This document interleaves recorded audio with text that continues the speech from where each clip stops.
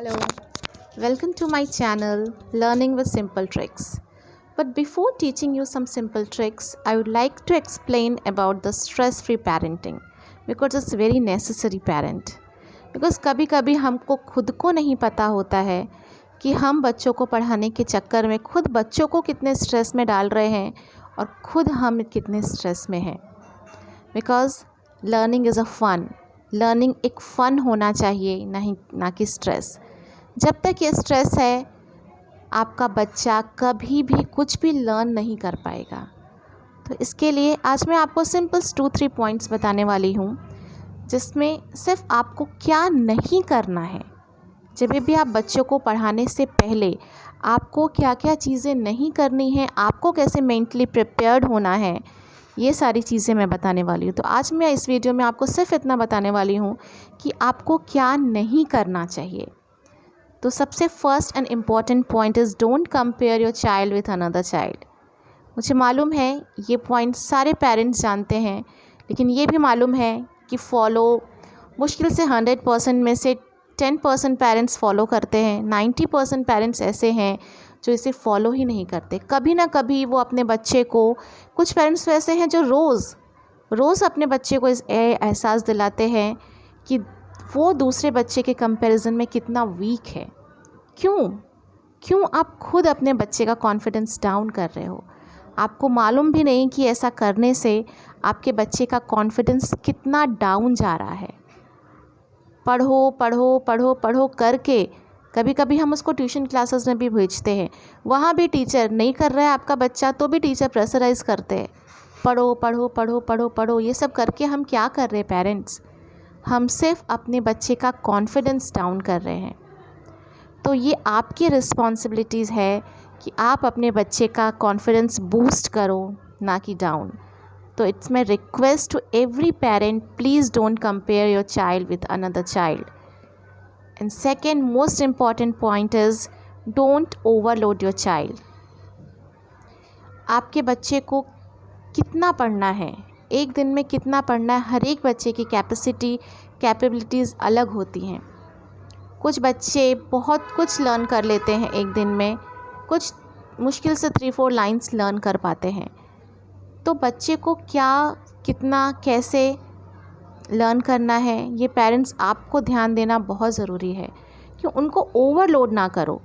उनकी जितनी कैपेसिटी है उनको उतना ही लर्न कराओ.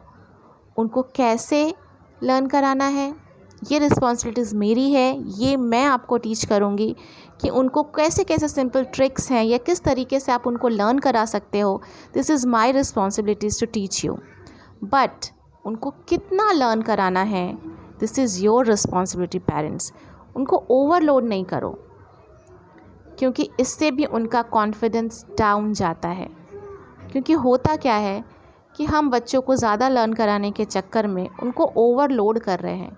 अगर आपको मैं बोलूँ कि 15 दिन का खाना एक दिन में खा लो तो खा सकते हो आप? नहीं खा सकते ना. तो वैसे ही 15 दिन की पढ़ाई या 2 दिन की पढ़ाई, 3 दिन की पढ़ाई उनको एक दिन क्यों करानी है. हमारे पास पूरा एक ईयर होता है.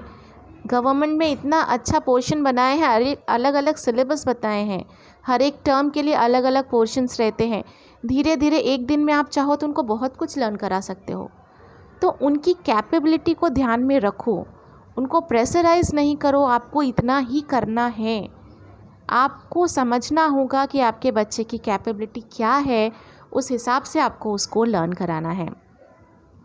And last and very important thing, don't suppress their emotions.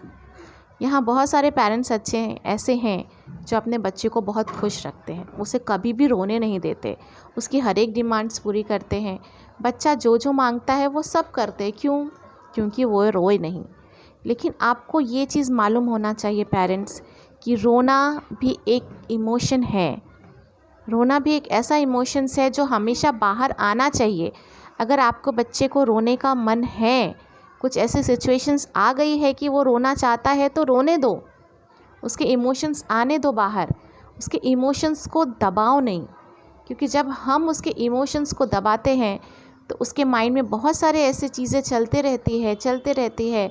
कभी कभी बच्चा बाहर कुछ मस्ती कर रहा है, हमने उसको डांट दिया, वो रो रहा है तो भी हम उसको रोने नहीं देते वहाँ पर. तो दिस इज़ वेरी बैड।